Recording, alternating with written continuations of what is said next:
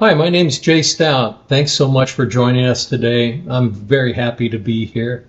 In terms of my background, I spent most of my adult life in aviation. I flew in the Marine Corps for 20 years, F-4s and F-18s. Following that, a short stint of another 20 years in the defense industry. During all that time, I wrote quite a bit, concentrating primarily on World War II aviation history. Again, I'm very happy to be here. For the next 30 minutes or so, we'll be talking about the air campaign over New Guinea, primarily the Battle of the Bismarck Sea. At the tail end of that battle, there were hundreds, if not 1,000, Japanese soldiers and sailors in the water in early March 1943. They were in the water because their ships had been sunk out from underneath them. At this point in the battle, Allied airmen, both Americans and Australians, looked for those survivors and machine gunned them into bits of flesh and bone and hair and teeth and eyeballs. And they did so not because they were explicitly told to do so, because they didn't want those Japanese soldiers and sailors to be rescued, re-equipped, rearmed, and sent into combat against their brothers on the ground. After one of those missions, an Australian pilot, a young man, landed his Bristol Beaufighter, taxied to the parking place, shut it down, unstrapped, crawled down, and then puked. And a senior officer walked up to him and asked what the matter was. And he said, "My God, sir, in all my life, I've never seen so many sharks." And that's how the Battle of the Bismarck Sea closed. Again, over the next 25, 30 minutes or so, we're going to cover that. And it's covered in detail in my latest book, Savage Skies, Emerald Hell. The book covers from early 1942 to the latter half of 1944. We're going to concentrate on the Battle of the Bismarck Sea. Now, of course, it took place near New Guinea, and I think if we're going to talk about this, we need to understand what New Guinea is, why it was important, and talk about things about its size, its population, things of that nature. Well, it's a big place. It's one of the world's largest islands. It is about 40,000 square miles bigger than the state of Texas. If you've ever driven across Texas, east to west or north to south, you know how long it takes to do that. Well, the difference is New Guinea was and still is quite primitive in terms of its infrastructure. There are no roads that cross New Guinea. Natural resources, even now, weren't fully exploited. Unlike places, say, Sumatra or Borneo, there was no mature oil industry. It had no importance from a natural resource standpoint for either Japan or the Allies. Rather, its value was in its strategic location. If you take a look at the map there, you can see it's just north of Australia. If the Japanese were to hold New Guinea, they would be able to control the approaches to New Guinea and perhaps destroy or interdict the lifeline between the United States and Australia. Likewise, if the Allies hold New Guinea, they can use that as a stepping stone into the Central Pacific or north and west through Indonesia up into the Philippines and points north. So again, strategic value is New Guinea's location. Population, there's no population control, essentially. The largest town was Port Moresby, and in 1940, it had a population of only 3,000 inhabitants. So New Guinea was a horrible, rotten, no good, awful place to fight a war. In terms of weather and terrain, it was characterized by thunderstorms, which made living on the ground miserable and also made flying very, very dangerous. It was cloaked mostly in impenetrable jungle. The saying was that if you walked 10 minutes into that jungle, you better have a compass. If you don't have a compass, you're going to get lost. And if you get lost, you are going to die. So aside from that jungle, it was also characterized by low-lying swamps. It had mountains that reached up in places to 13,000 feet or more, which could make flying very, very dangerous. It also was host to the classical rogues gallery of tropical diseases, primarily malaria. There was yellow fever, dengue fever, diphtheria, dysentery. Scrub typhus was very, very dangerous. You see that young Australian man there being escorted to safety. He survived those wounds, but the following year died of scrub typhus. You go down in the water near New Guinea, there's a good chance you're going to drown. There's a good chance you'll drift off into the netherworld, never be seen again. There is a good chance you'll be attacked and eaten by sharks. All of those things happen. I cannot stress what an awful place this was to fight a war. So we talked about how wickedly primitive and undeveloped the interior of New Guinea was. Consequently, the Japanese and also the Allies built most of their installations, most of their bases along the coast. And if you're along the coast, you are going to be resupplied, sustained, logistically supported via ships. And if your enemy is sustaining himself with ships, you're going to be really interested in sinking those ships. But it's pretty tough to do with traditional level bombing from altitude. Firstly, ships are pretty small compared to an airfield or a factory complex. Secondly, bombing from altitude, those bombs take a while to fall and get to the surface. If that ship's crew knows that it's under attack, it has time to maneuver and spoil the bombardier's aim.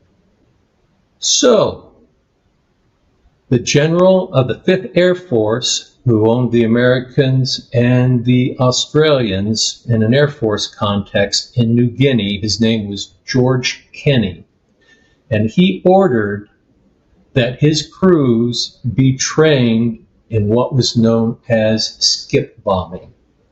And this concept held that an aircraft pilot or crew would fly their aircraft as low and as fast as possible against the vessel they were targeting. And then as the range closed to a point at which the pilot had to pull up or run into the ship, the crew would release the bombs.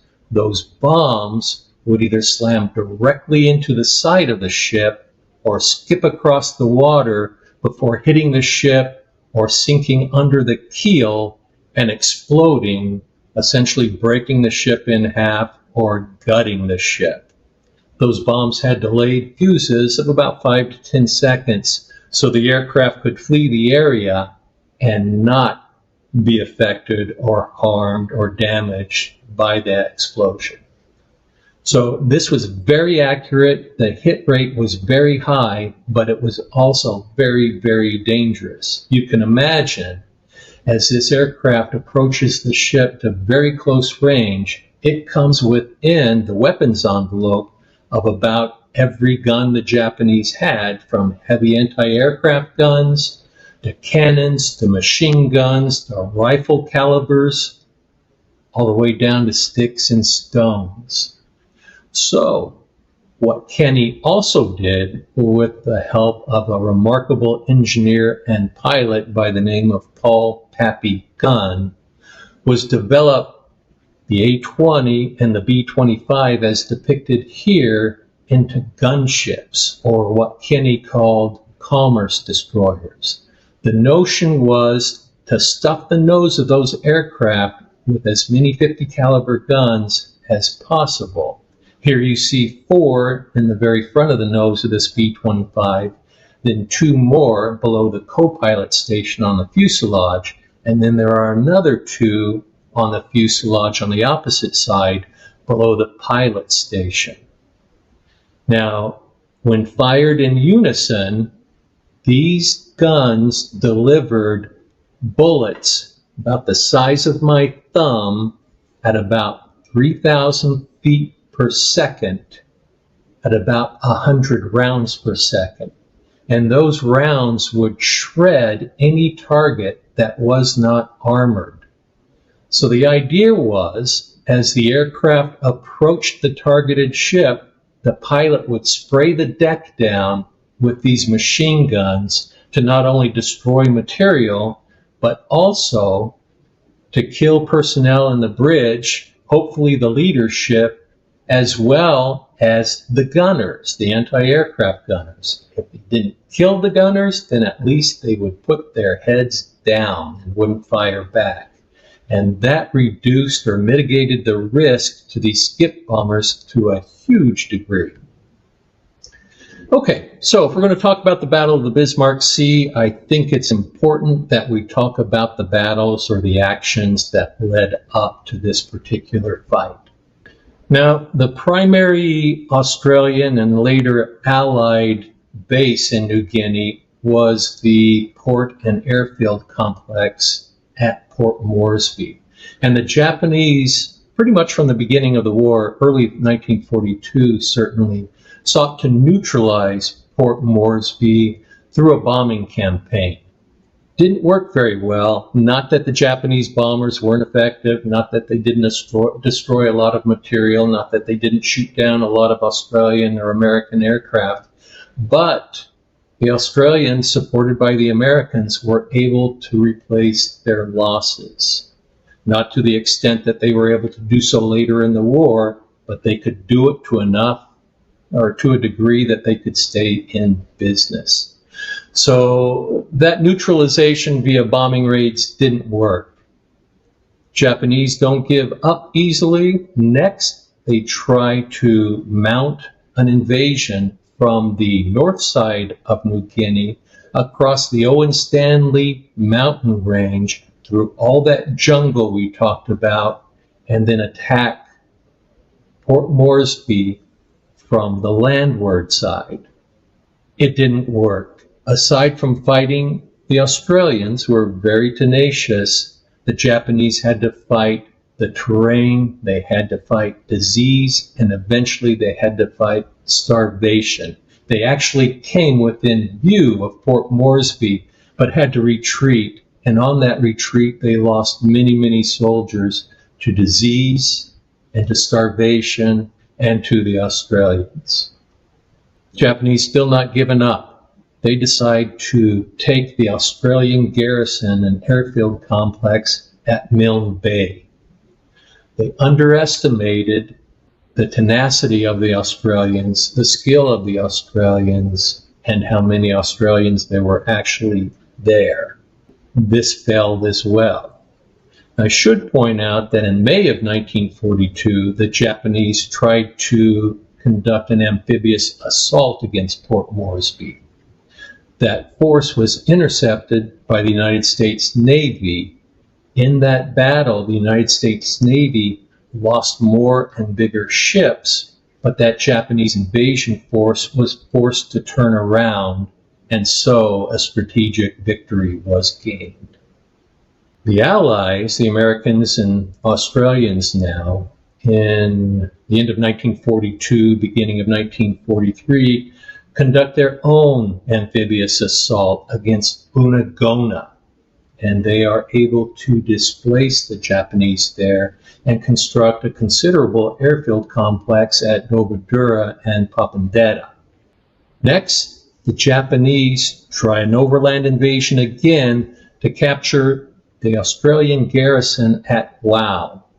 In the interior of Australia, it had started life as a mining camp and then a town. This did not work in thanks or in part Well, entirely due to an airlift operation run by Kenney's 5th Air Force using C-47s that brought in enough reinforcements and enough equipment to turn back the Japanese at the very last minute. Then finally, we get to the Battle of the Bismarck Sea. Now, the Japanese have decided they have to stop the Allied advance across the top of New Guinea to the west and to the north. And they decide that they're going to do that from their garrison at Lae, at the base of the Huon Peninsula. So they realize they have to reinforce Lae with equipment and with personnel. And so, beginning early 1943, they start to put together a convoy to move these forces from the great Japanese fortress at Rabaul, where they have huge naval forces, superb air forces, and a considerable army garrison. Now, American and Australian code breakers and planners are trying to figure out what's going on. They guess that there's a convoy being formed. There's conjecture that it's going to Lae, but they don't know when. They don't know what the route is. They don't know what the composition of that convoy is going to be. And they don't know how many troops and how much equipment is being moved. But they do take the time to brief their subordinate units. They stand down those units to a certain degree, send them on training missions, which are going to mirror the mission they have planned for when the convoy is actually tracked and intercepted. As it develops, this Japanese convoy, codenamed Operation 81, sorties from Rabaul on February 28, 1943. And it does so under the cover of a couple of big storm systems. So it makes it very hard for the Allies to detect and track. This convoy is made up of 8 transports, which are carrying very much needed personnel, about 6,900 of them, as well as their associated equipment and material, as well as fuel, foodstuffs, and other material. These transports are escorted by Imperial Japanese Navy destroyers, 8 of them, essentially 1 per transport. Now, unfortunately for the convoy, they have to move at the speed of the slowest transport, which translates to about 8 knots or 9 to 10 miles per hour. Now, a force of fighters is intended to cover this convoy, to protect it. Japanese wargamers had determined that because Allied air power was ascendant and growing in power, that without any sort of protection, there was a good chance that about 40% of the force of the convoy would be lost. So they got commitments from Japanese naval air units and army air units to provide fighter protection during daylight hours. And as it developed, the storms were problematic. There were other issues with coordination. There was a little pride and hubris, a little bit of belligerence. And sometimes the air protection was there. Sometimes it wasn't. Sometimes both the Army and the Navy were there. It was very, very disorganized, very uncoordinated. And as it developed, this protection proved to be wholly inadequate. So the convoy is moving slowly down the north side of New Britain Island. It is picked up and tracked and lost several times in early March 1st, March 2nd. It's being tracked by Royal Australian Air Force PBYs as well as United States Army Air Force B-24s. But it is picked up again on March 2nd, and 2 groups of B-17s are sent after it. And although we discussed how it was very, very difficult for bombers to attack successfully maritime vessels from medium or high altitude using level bombing tactics. They actually succeeded in hitting a ship and sinking it. There were 1,000 survivors. Those survivors were picked up by 2 destroyers, and the destroyers were ordered to proceed directly to Lae and deliver those survivors, which they did. And it's ironic to me that those survivors, even though they had their ship sunk out from under them, arrived in Lae, their destination, ahead of schedule. At any rate, those 2 destroyers rejoined the convoy. The convoy approaches Lae, and for reasons that aren't very well understood, because the commander, Admiral Kimura, was eventually killed, the convoy stands up from Lae. They don't go directly into port. He may have been concerned about going into a strange port under cover of darkness. It's unknown.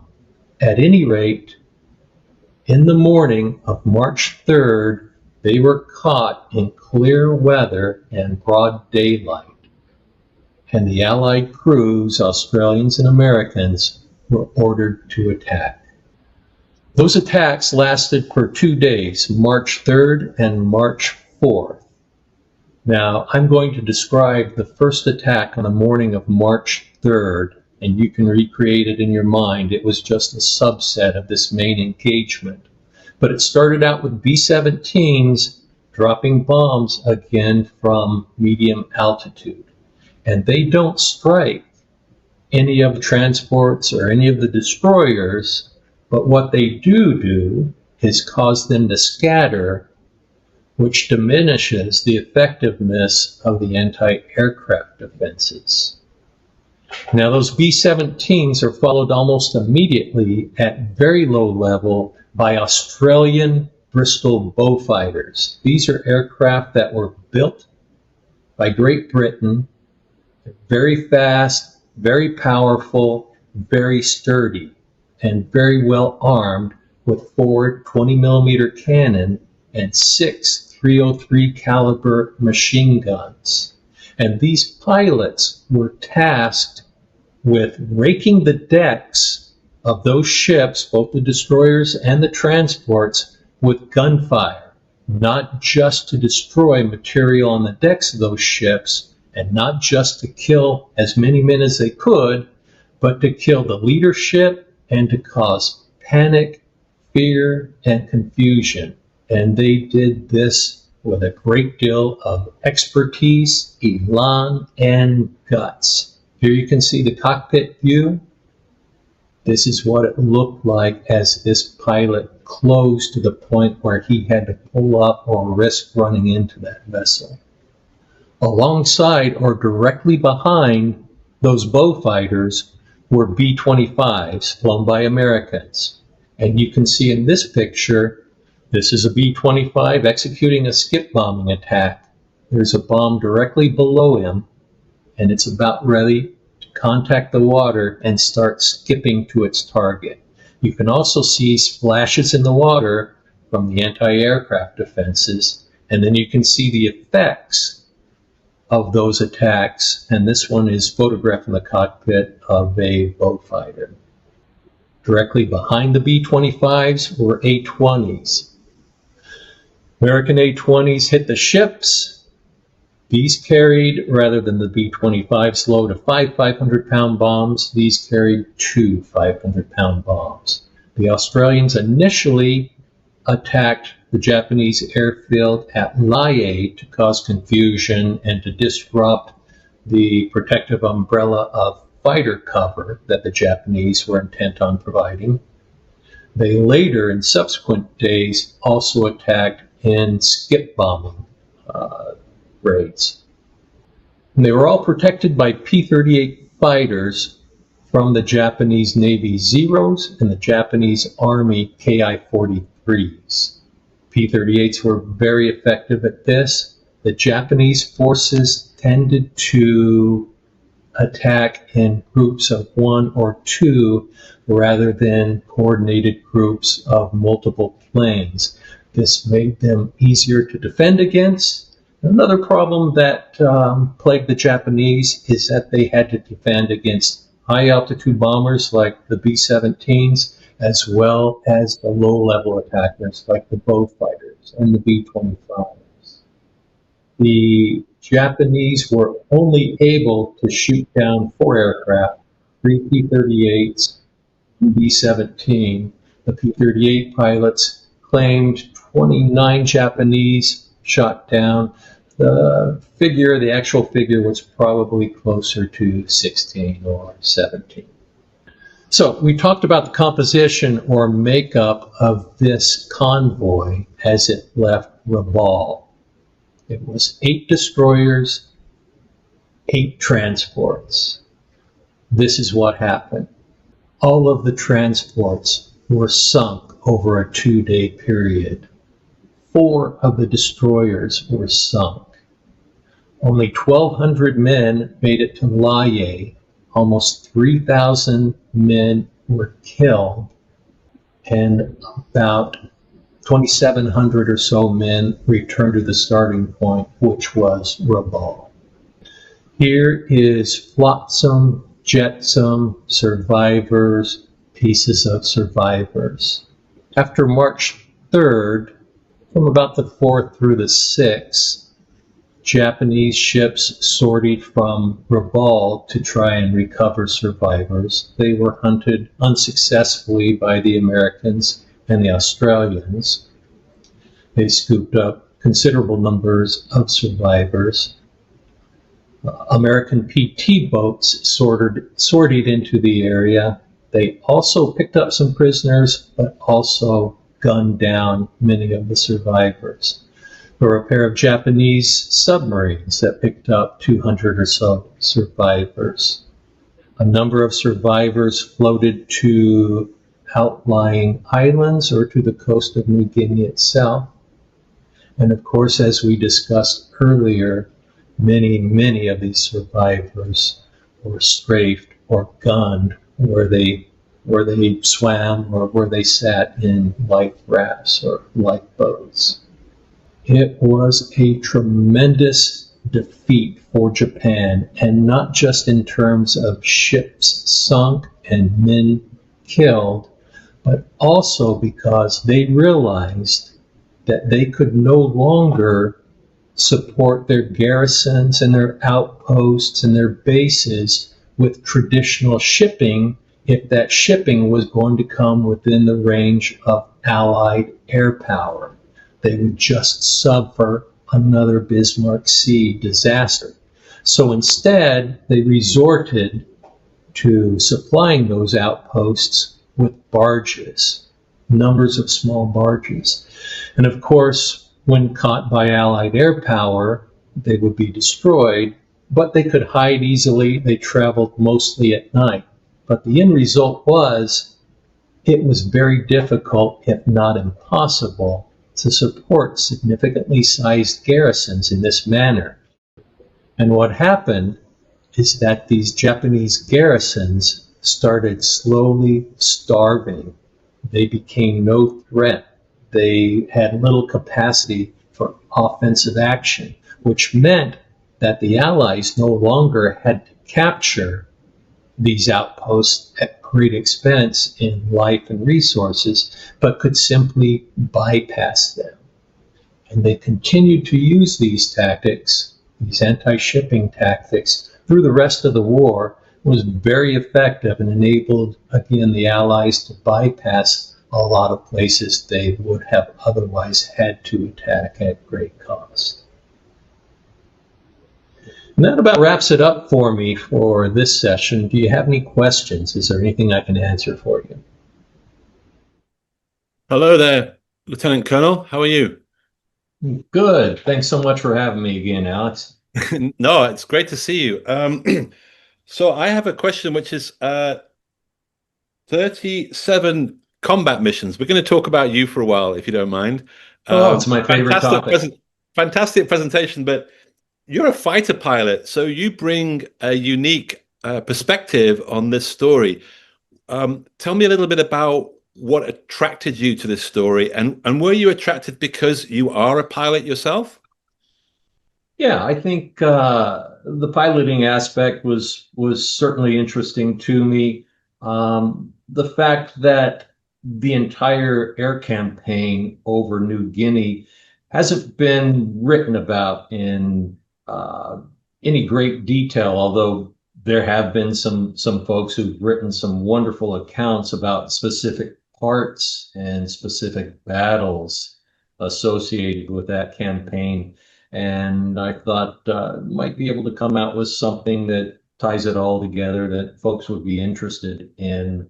As far as the piloting aspect, the notion of flying missions, usually at low level against very heavily defended airfields, bases, installations, ships.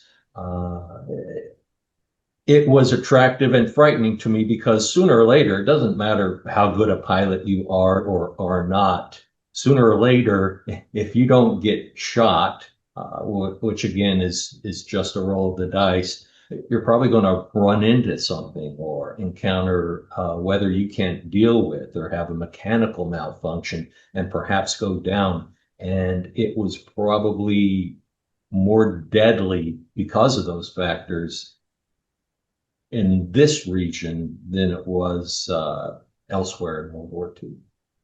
So, did you fly low-level missions during Operation Desert Storm?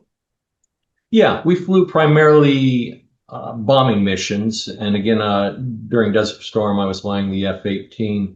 And we would typically, once the Iraqi air defenses were beat down after the first week or so, we would typically fly what we called medium altitude, somewhere between 8 and 10,000 feet or so.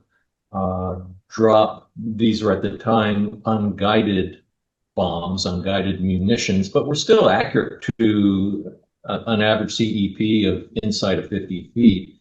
And after we drop our bombs, depending on the defenses we encountered, we often would descend down for uh, gunnery runs or gunnery passes to where we'd start firing our 20 millimeter cannon, probably about 1,200 feet or so, and bottom out 600 feet or so. So actually get close and see what was going on.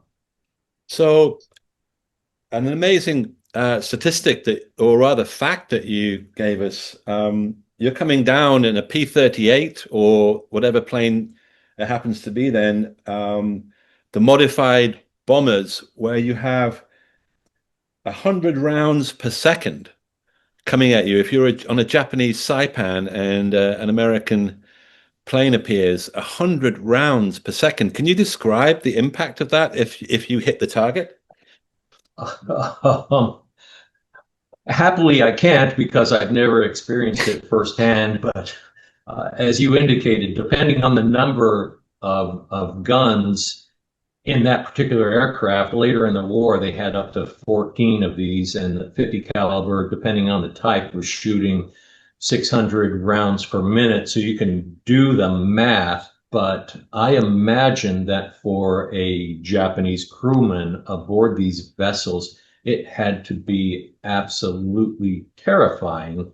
A lot of these vessels, as you indicated, were wooden, and these wooden ships would literally explode under the weight and impact and force of these rounds. And the splinters from these woods, if the slugs or bullets didn't hit you, these splinters were very sharp and moving at a fast speed and could be quite deadly in their own right. So what was the big problem for senior leaders when it came to using bombers in the Pacific? I mean, your targets aren't. It's not Cologne. It's not Nuremberg. What was the big strategic issue for people like Kenney? I posted a picture of Kenney, the leader of the Fifth Air Force. What was the big problem they confronted in 1942, for example? Well, first of all, not enough aircraft and crews. I think the biggest factor, aside from maintenance issues and spare parts and things of that nature, and training that was not as good as it was later in the war, I think the biggest issue was actually just finding the targets. You could find an airfield, you could find a port complex, but finding individual targets to hit in that sort of jungle environment was very, very difficult. As I indicated earlier, there were difficulties at hitting targets precisely from higher altitudes. So they just sent them in low. And as I indicated earlier, it was dangerous, but also when you're down there 20, 40, 100 feet above the deck, you can see a lot of stuff. Those guns combined with parafragmentation bombs, which I discuss in depth in the book, these are bombs that are dropped from very low level. They're suspended by parachutes and they descend gently to the ground before exploding. And that gives that attacking aircraft to get out of dodge before those bombs explode and can damage the aircraft. All those tactics, all those weapons combined made Kenney's Fifth Air Force much, much more effective than it otherwise would have been if they had tried to conduct a bombing campaign from medium or high altitude. Can you tell us a little bit more about Kenney? I came across a interesting quote about him that when he assumed command of the Fifth Air Force, and you can correct me, that he fired 40 colonels. I mean, this guy had a ruthless edge. 40 colonels, do you think that's a lot of people to fire when you come in and you're the new boss? Yes, yes, it was. And judging by the results Kenney achieved, it would appear that you couldn't fault him. He got results. He was the kind of guy that was a doer. He got things done. And if it was convenient for him to get things done by the book, then that's the way he would do it. If it was not convenient, he wasn't reluctant to work outside of what we might call traditional boundaries. But he was a really gregarious guy, likable. His troops loved him. He actually went out in the field, took a look at the problems himself, was very hands-on. His pilots, his ground crews, everybody loved him. He was eager to put them to work, and they were eager to go to work. And he knew his business. He was a fighter pilot during World War I, was credited shooting down two German fighters. He was an engineer by trade, knew engineering and knew how to get engineering done and recognize good engineers. He was emphatic about getting his men the supplies they needed. He didn't like having the supplies and parts neatly cataloged sitting in a warehouse. Those parts were available and were needed. They went out to the field. He was, again, he was a man who got things done. Let's talk about his relationship with the wonderful, amazing MacArthur. I say that with a smile on my face, but tell me about that, because he was a skilled politician, or rather diplomat, because MacArthur is not an easy figure to deal with, and I think he kind of worked MacArthur out pretty early, didn't he? He did. On their first meeting, he was in a listening mode for about 10 minutes while MacArthur berated everything about the airmen in the Southwest Pacific and what they were doing or not doing. And finally, Kenney, very politic, interrupted him and said, General, I understand what you're saying. I'm not sure what went on here before I got here, but I'm going to get things done. I'm going to make this Air Force work for you. This Air Force is going to do things for you that are going to be good for you. And of course, MacArthur loved anything that was good for MacArthur. And I think Kenney actually grew to have an affinity for MacArthur. He went to visit him virtually every single day to update him on what was going on. And he delivered on his promises such that MacArthur, he became one of MacArthur's favorites. And unlike a lot of folks, Guinea worked well with MacArthur. They had a common objective. They both liked a good story, and if they could make a good story better with a little exaggeration, it didn't hurt Kenney's feelings. Can you tell us a little bit about the growing tensions throughout World War II in the European theatre and in the Asia Pacific theatre between senior commanders in the US Army Air Corps, let's not forget it wasn't the Air Force yet, and other wings of the military? What kind of story do we tell about how the US Air Force originated? What were the tensions? How did that come about? Uh, it's a huge story, as you indicated, But I think and it's interesting because I picked it up in your book that there's an increasing tension between, people like Kenney thinking, well, we should be an independent wing of the U.S. military. We're sick of taking orders from these army guys. They're on the ground, not in the air. yeah, and that argument is goes around and around because the reason to have air power, of course, and we stress this in the Marine Corps to a nth degree. The reason for air power was to support those folks on the ground, and that's what Kenney did for MacArthur. And of course, everybody was competing for resources, be they personnel, be they material resources, and if certainly early in the war, if one organization had something, then that something wasn't available for the other organization. And it got better through time, but ground commanders often thought that they knew best how to use air power, whereas the air power experts, that was their livelihood. And of course, they wanted to do things their way. And there was some friction, I think, between even MacArthur and Kenney about the best way to use air power. Well, that was very much the case in the European theatre. We have a few questions here.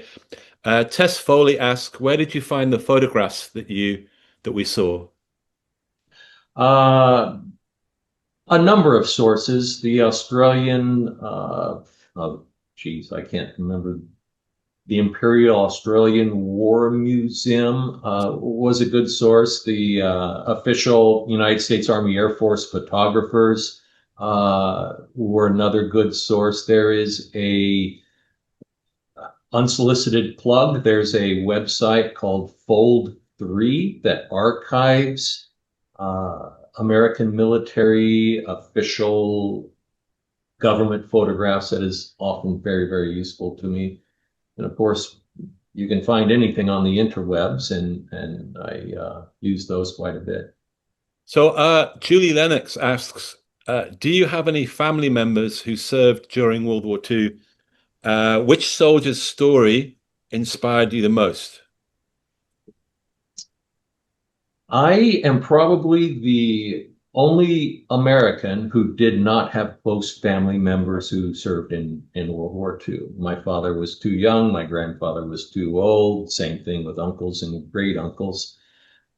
As far as inspiration, individuals, I don't know that I was inspired, but I felt a great deal of empathy for the Japanese soldiers and sailors in the water after the Battle of the Bismarck Sea. I can't imagine the terror that they endured. It's beyond my imagination. They fought the elements, they fought sharks, they victim to the American strafing attacks, the Australian strafing attacks. Not to say that the Japanese did not commit incredible atrocities, because they did, but just at a very basic human level, I felt really bad for those folks in the water. Have you ever flown, actually, Julie added, have you ever flown a World War II airplane? And obviously the one that I want to ask you about is the P-38. Have you flown a P-38? No, would love to. If you know someone that'll give me the keys, I'm game to try it out. Well, we can work it out. Yeah. We have good connections. The only World War II aircraft I've flown and not hands-on, but flown aboard was a B-25. And it was interesting to me how tight that aircraft is, how difficult it is to move around. I can't imagine, and I'm sure this is true of most large World War II aircraft, how difficult it might be to get out of those aircraft when you're under attack and it's falling apart or it's descending, or you see the pictures of the bombers going down over Europe. It's just I can't get my head around. Can you imagine being a bull turret gunner?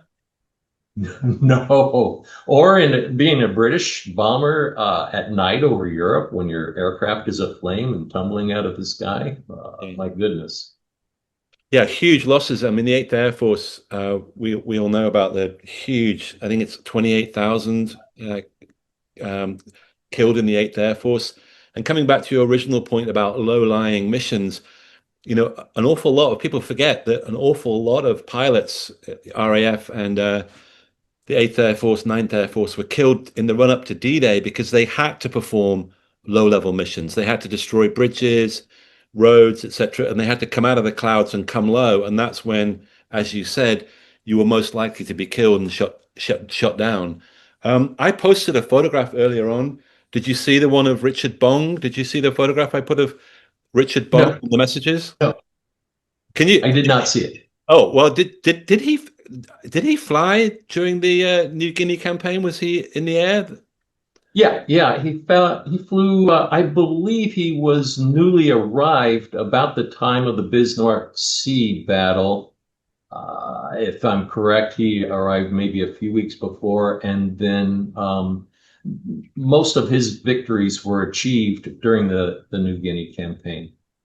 So what amazed me about him is that he is the top fighter pilot in terms of kills. I don't know how you define it, but 40 is the number for Richard Bong of all time. I mean, this is the best that America's ever produced in the air in terms of a fighter pilot. Do you think that to me, when I look at the Luftwaffe, when I even look at the RAF, but certainly the Luftwaffe, where you've got guys racking up twice that, um, should I be surprised that the top American fighter pilot of all time has 40 kills? Um, well, first of all, I'll say it was a remarkable achievement. Yeah. As you noted, it was the highest. He was the highest scoring fighter pilot in the United States Army Air Forces, and he exceeded the count of the highest scoring pilot in the United States Navy as well. But you have to recall as well, when you compare it to, say, the German pilots, the Luftwaffe pilots, those folks by and large were in combat from the day they started until the day they were killed. So it was a matter of opportunity. Um, they were shooting down aircraft every single day because they were aircraft to shoot down, and they didn't have much choice. The Allied pilots, the RAF, and the Americans, much shorter tours of duty. Certainly a year long for a Army Air Forces pilot would be a very long tour of duty. There was no one who served through the entire war in combat. So I think opportunity is again the biggest factor there. The Germans did not run out of aircraft to shoot down, whereas there were American fighter pilots over Europe towards the end of the war who never even saw a German aircraft. So just no opportunity. Well, of course, I'm terribly biased. I came across a guy called Ginger Lacey who was in action in a Hurricane, which is by far obviously the best plane of World War Oh, II. sure. And he was in action on the first day of the war, and he flew a Spitfire across Japan. He was the first Spitfire pilot to fly across Japan in 1946. In action, first day of the war, action on the final day of the war, and he flew a Spitfire across Japan in March of 1946. So I guess going to your point, if you manage to live long enough, you're going to shoot down a lot of planes. You betcha. I just want to say thank you. Thank you so much for your presentation. Thanks for spending so much time with us. I know that these presentations take up your time. We have a very appreciative audience. I urge everybody to buy all of your books, including the latest one. My favorite is the story of the destruction of the Luftwaffe. Can you remind us of the title so we can Yeah, even more?